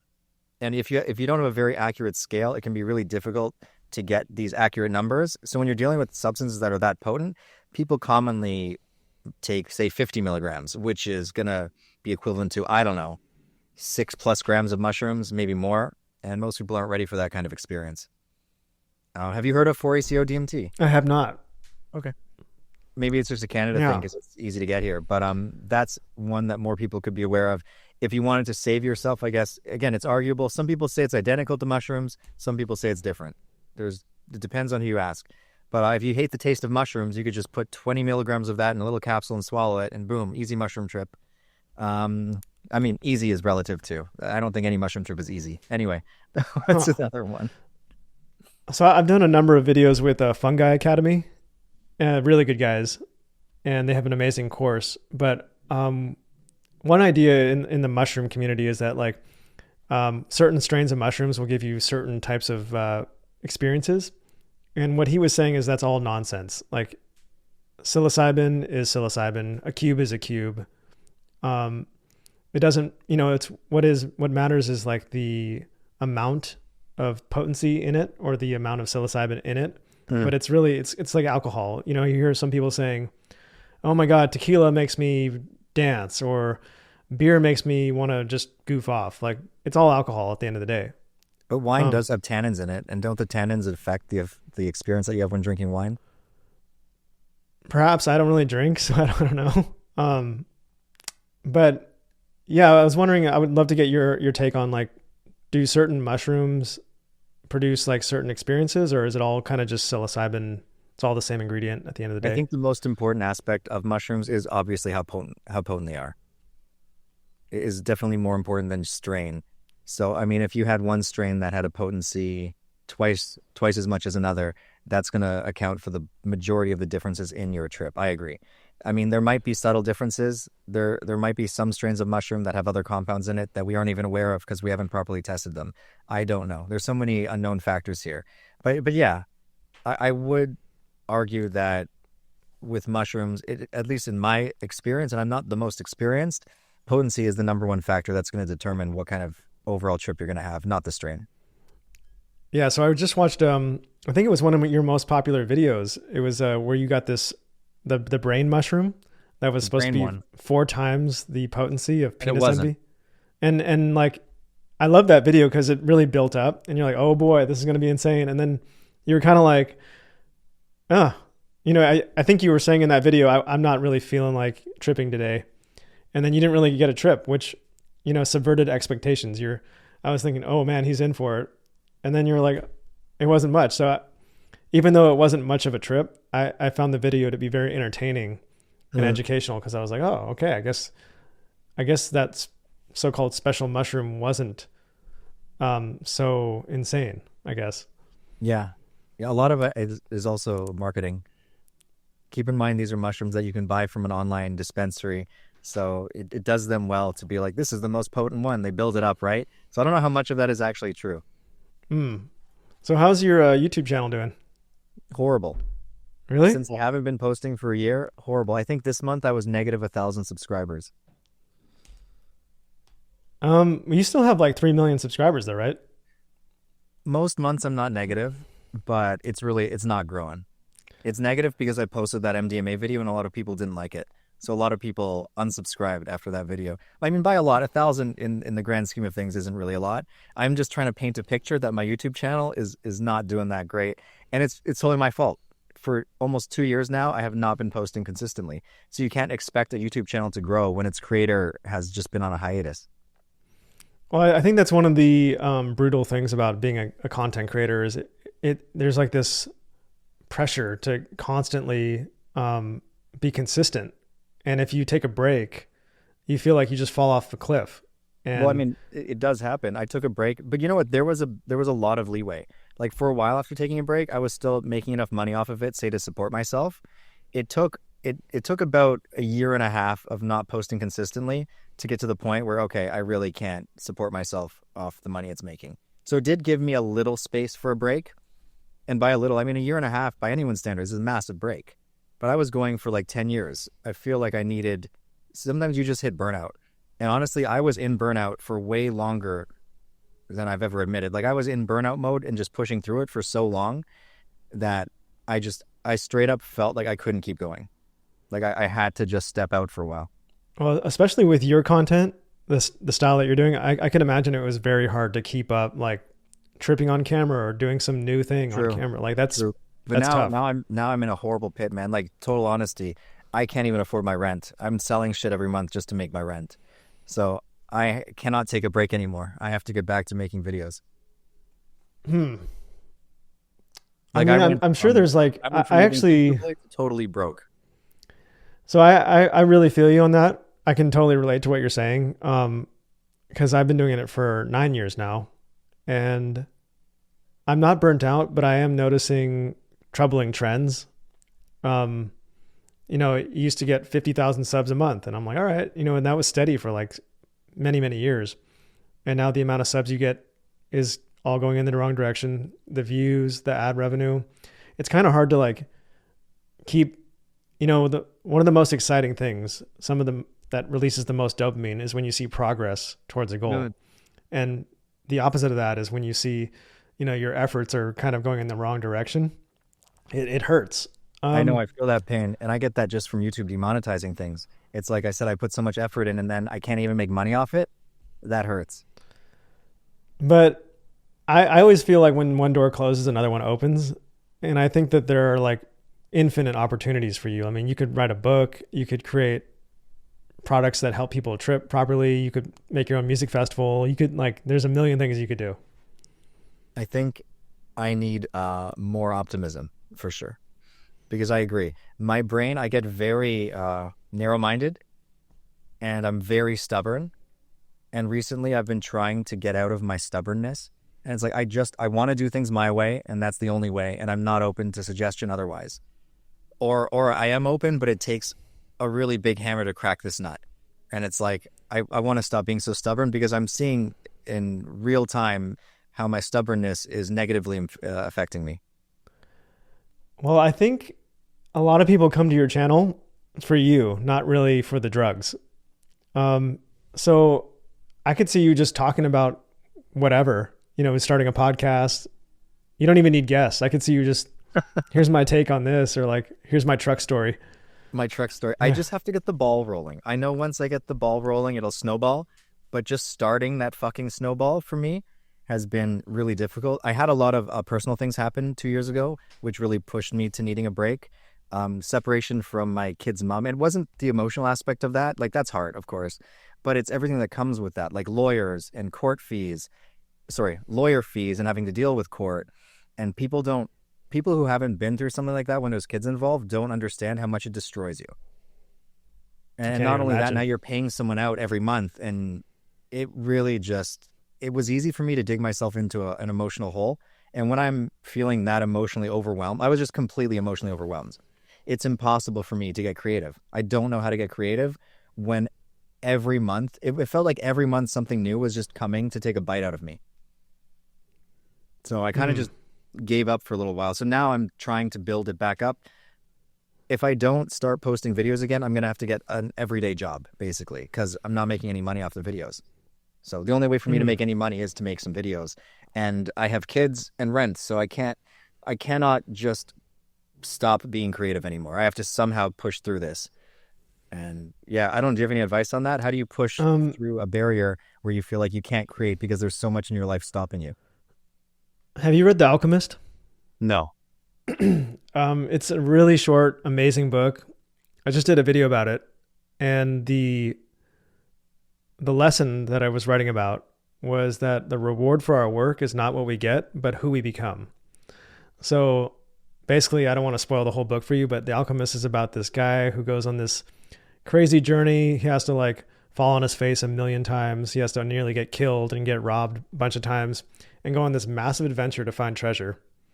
And he crosses the whole world to find treasure just to get beat up and robbed one more time, to realize that the treasure was right where he was when he began. It was under his feet from the very beginning. And I'm kind of spoiling the I don't mind spoilers, but it's an amazing book. And so you're like, okay, what's the lesson here? Why did he have to go through all this hell just to find out the treasure was under his feet in the beginning? Like, wouldn't it have been better if he just figured out, oh, the treasure's right here? Well, Carl Jung talks about this a lot. And I actually talked about be careful of unearned wisdom. That's what Carl Jung said. And I infused psychedelics into the script, because if you just get this unearned wisdom, you're not ready for it. And it will lead to chaos and destruction and destroy your life. And so this boy had to go on this crazy journey because it made him into this wise man. He left home as this kind of sheep-like wanderer. And through all this adversity, he became this very wise person who knew himself on a deep level and had a sense of inner peace. And so I guess why I'm kind of telling you this is I think that the universe may be throwing you all these tests and obstacles, not because you deserve it or anything, but because it's making you, in the end, it'll make you this wise man. Without sounding corny. No, I can only hope. I feel like an idiot half the time. So yeah, maybe that's a more optimistic approach for sure. I mean, I'm dealing with some really lame shit in my life too. I'm dealing with like a lawsuit type of deal. And I'm just like, why the frick is this happening? This is so lame. God. And, I'm trying to view it in this light as like, all right, you know what? I'm going to learn a shit ton from this though. Like I'm kind of going into it with that. So it's not the most helpful advice. Does it help going into it with that? It does actually. It does. I'm like, all right, you know what? Let's face this. I'm going to learn a lot. It's going to suck for a bit, but at the end of this, one day I'll look back on this and I'll laugh. But right now I just need to get through it. I see. Yeah. I've looked into a lot of Stoicism, and that helps, like Marcus Aurelius's teachings. He talks about on that I haven't read. It's so good. He says a wise man accepts his pain, endures it, but does not add to it. So, 99% of our pain and our troubles is because of like shit that we're adding to it. We ruminate on it. We have anxieties. We worry about the future. We harp on the past. But really, if you just take it one step at a time, what's right in front of you, it tends to, not, you take it one step at a time and it's not so bad. I agree. It's kind of like the gym, if you try to like lose 500 pounds in one workout, it's not going to work. But if you just do one workout at a time, one set, one rep, it's not so bad. It's actually quite nice. Yeah. You start to enjoy the process instead of making everything like end oriented. Yeah. Yeah. And soon you're like, oh, I can't wait to do bench press. Like that's like the ultimate stress reliever. If you're feeling bad, you're like, I'll hit chest. You'll hit chest. Yeah, man. Well, I'm really glad that you're back on YouTube. It's like, you're like an old friend. When I see your videos pop up, I'm like, oh, thank God. All right. Oh, thank you. I appreciate that. So I think that your audience will probably come back if you just keep posting, but you're very authentic. So if you just share whatever's authentically going on, and you don't have to do drugs every video. I agree. I think the most important thing is just consistency at the end of the day. As long as I stay consistent, then I can build the audience back for sure. Yeah, unfortunately, I guess that's the algorithm. But the algorithm's kind of captured us now. Yeah. I agree. I think my camera's going to die soon, so it's probably a good time to end our podcast. Adam, this has been an awesome episode. I really appreciate the time, and I hope we meet in person one day. Sounds good. That would be fun. We'll have to hang out and not have a mushroom trip. Something less scary. We'll avoid all drugs. There we go. Wink, wink, Perfect. wink. All right, buddy. Take care, man.